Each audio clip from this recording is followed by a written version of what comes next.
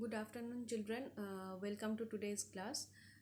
Today, before we start our the previous chapter, which we are doing, that language of chemistry, let us discuss few questions which in which you are having some doubt. The first question is the difference. What is the difference between distillation and fractional distillation? Okay, see, in distillation process, here suppose sugar solution, that means sugar and water mixture, we can through this distillation process we can separate these two. Okay, here the that means in this solution two substances are there, sugar and water.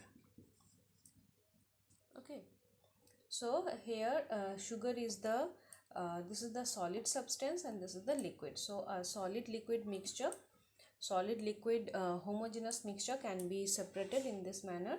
And here, as sugar and water, they are having a lot of difference in their boiling points. Okay, so here in distillation process, the substances which we are separating, they are having a huge difference in their boiling points. But whereas in fractional distillation, suppose alcohol and water mixture, fractional distillation, this process we will use to separate two miscible liquids which are having very less difference in their boiling points. It's about near about 30 degrees centigrade. They are having difference in their boiling point of 30 degrees centigrade, like that. Okay, so here we are separating two miscible substances, two miscible liquids which are having very near boiling point, whose boiling points are very the difference in their boiling points are very less. So as alcohol is having less boiling point than water, so when we will be heating the substance, heating the mixture of alcohol and water, first alcohol will evaporate. As we will be heating this in fractional distillation, alcohol will evaporate first, and water will remain in the container. Only water will remain in the distillation container where we will be doing this process. And so all the alcohol that will evaporate, and then water will remain in the container, and we can repeat this process to get back the all the alcohol we can get back after repetition of this process. Okay, but here in this fractional distillation we cannot get the pure alcohol, as little if we repeat the process, then also there are chances of getting the little bit of alcohol will get mixed into the water. Okay, that cannot be separated properly in this manner. So fractional distillation, here we cannot get the pure form of the substances, pure separated form of the substances which are there. But in distillation process, as there are huge difference between the boiling points of the substances, so here we can get the pure form of the component. Okay, sugar and water. So this is the difference we can say here. Difference in the main two differences are there. One is this process, distillation process or normal distillation process, we use to separate the substances which are having huge difference in their boiling point. And using this process we can separate a solid liquid mixture, or two liquid mixture also we can separate. But here the boiling point difference in their boiling point will be much more, whereas in fractional distillation we will be using this process to separate two miscible liquids where the difference in their boiling point is very less. And in this distillation process, in normal distillation, we can get the pure form of the substances after the distillation process, but in fractional distillation process we cannot get the 100% pure substance. We cannot get, because somewhere in the liquid, or in the mixture, in the liquid mixture, little bit of the component, both of the components will uh, the mixture of the components will must be there. Okay, little bit of alcohol, suppose if we take the example of alcohol and water, little bit of alcohol always will be there mixed in water. We cannot separate it properly. Okay, so pure form of the substances we cannot get from fractional distillation. Up to a certain percentage only we can get the pure form. The next question was, why digestion of food and fermentation both are chemical changes. So in both the cases almost same thing will happen, but in during digestion of food, this is a process of aerobic respiration, we can say, and this is anaerobic respiration. Here in presence of oxygen, the food or the substrate, which we will say that in presence of enzymes or with the help of enzyme, we are um, uh, the digestion process will be there. We are digesting the food in presence of enzymes, different enzymes, and through that we will be getting the energy. And here presence of oxygen, this process will be this process will occur. Whereas during fermentation process, this is through it's a anaerobic process. Here oxygen, in absence of oxygen, this process will occur, and here microorganisms like yeast or bacteria, this will do this fermentation process, and here also enzymes will be there. And in this process also we will be getting some generally carbohydrate will it will break down. This is a chemical breakdown. Carbohydrate will break down during this fermentation process through microorganisms or bacterias, yeast, and in absence of oxygen they will do this. They will break down the substrate, and they will form energy will be released along with some other substances. Okay, so in both the cases you can see during the digestion of food we cannot get back the food again in its original form, or during the fermentation process also, if we say carbohydrate is the substrate, then when carbohydrate will ferment, means this fermentation process will be done on carbohydrate, we cannot get back the carbohydrate again in its original form. So both the cases, in both the process, it's both are chemical changes, we will say. Okay, this is irreversible and permanent. Both processes are irreversible and permanent, so both will be chemical change.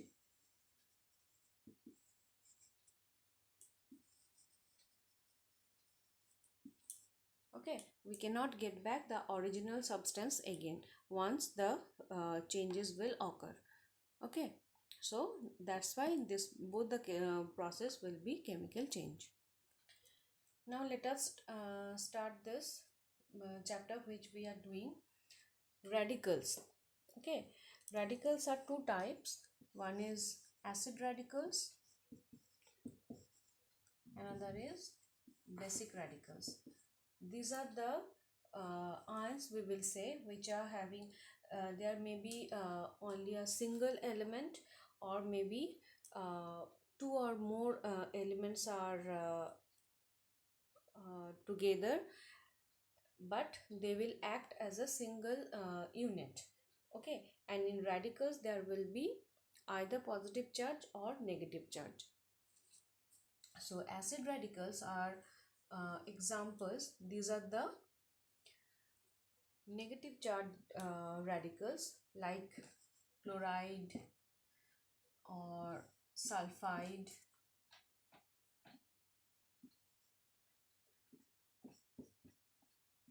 chloride,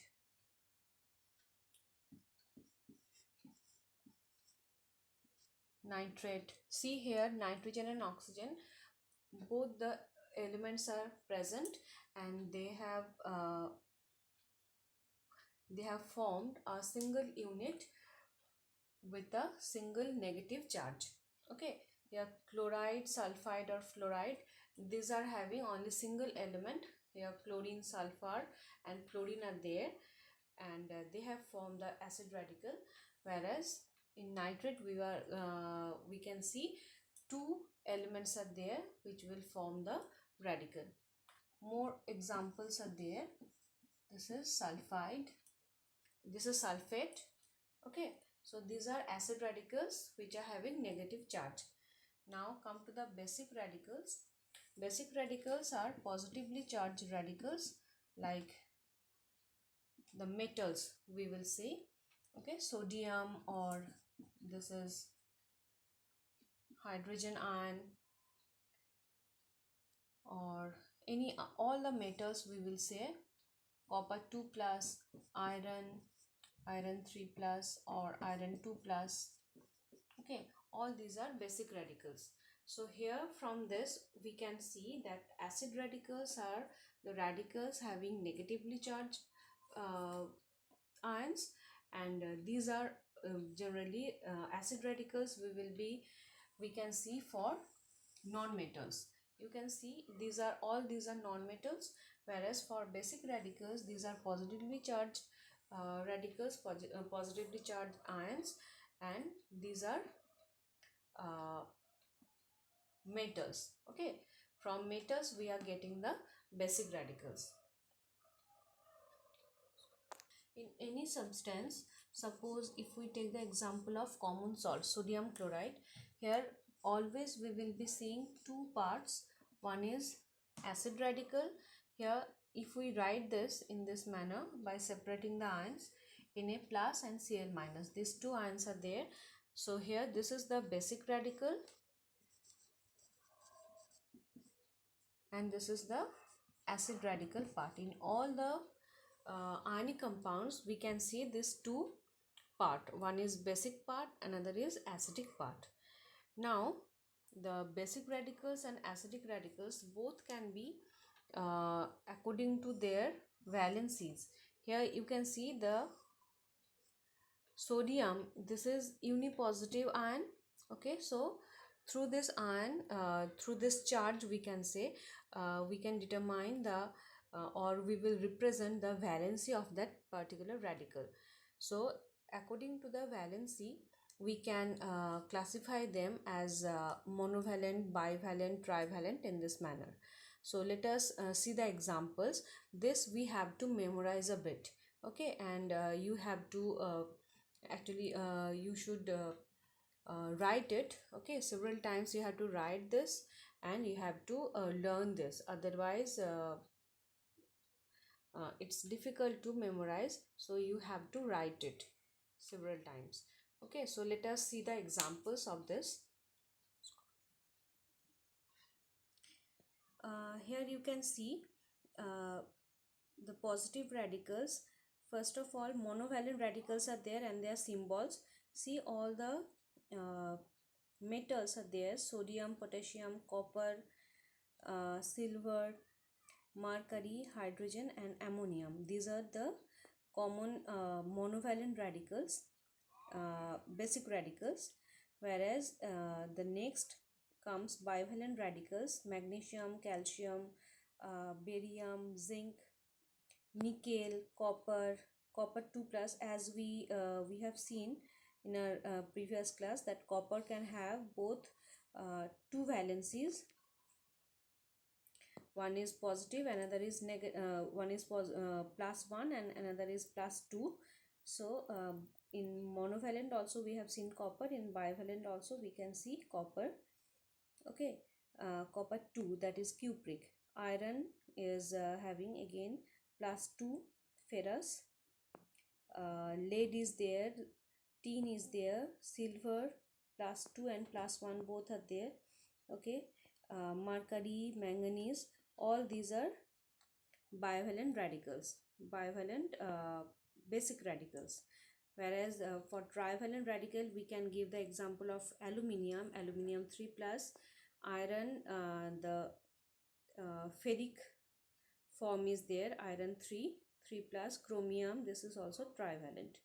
Whereas tetravalent, as an example, we can say tin, that is tannic, and platinum is having tetravalency. Okay. Next comes the negative radicals. See, monovalent, chloride, bromide, iodide, hydroxide, okay, nitrite, nitrate, bicarbonate or hydrogen carbonate. This also we can give as monovalent, example of monovalent radicals, acidic radicals. Okay, bisulfide, bisulfate, acetate, okay, permanganate. These are all these are monovalent negative radicals or acidic radicals. See, carbonate, CO3 2 minus, this is a bivalent radical, acidic radical. But when we are having HCO3 minus, that is hydrogen carbonate or bicarbonate. This is carbonate and this is bicarbonate, or we can say hydrogen carbonate also. So here with one carbonate radical, if we add one H plus, okay, hydrogen ion, then we can get this bicarbonate. Here you can say you can see that here 2 minus is there, 2 negative charge is there, and here when hydrogen is adding with that, 1 positive charge. Okay, then 1 negative and 1 positive charge will balance each other, and we will left with 1 negative charge.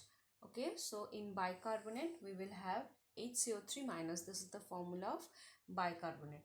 The same thing we can see for bisulfate or bisulfide, like this. See, this is sulfate, SO4 2 minus. Okay, this is sulfate. So here bisulfate will be HSO4 minus. This is bisulfate, or hydrogen sulfate also we can say. This is sulfide,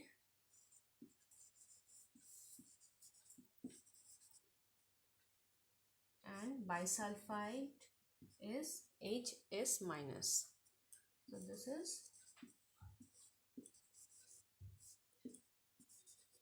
bisulfide. Okay, you can say this, there are 3 radicals which are very much similar to each other. This is sulfate, SO3 minus, SO3 2 minus. This is sulfide, okay, and S2 minus. This is sulfide.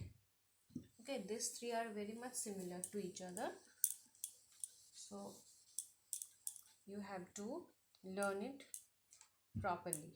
Okay, this is SO4 2 minus, this is sulfate, SO3 2 minus, this is sulfide, and here sulfate and sulfide, these are having just one difference, one less oxygen is there in sulfide. Okay, charge is same, and sulfide only sulfur will be there, no oxygen. Okay, so this is all are having these are bivalent only, so this is easy to remember, but their formulas you have to do properly. Okay, so these 3 are very similar to each other. So students, let us end up today's class here only. You go through this, practice this formulas and all. Okay, these are very much important, and at the same time you as I told you before, revise the unit test portion also. First 3 chapters will be there, and we will be doing the revision also. So you do that along with the revision work. You can you just read this new chapter which we are doing, which we are just today's class and all. Okay, so up to this, have a good day. Thank you.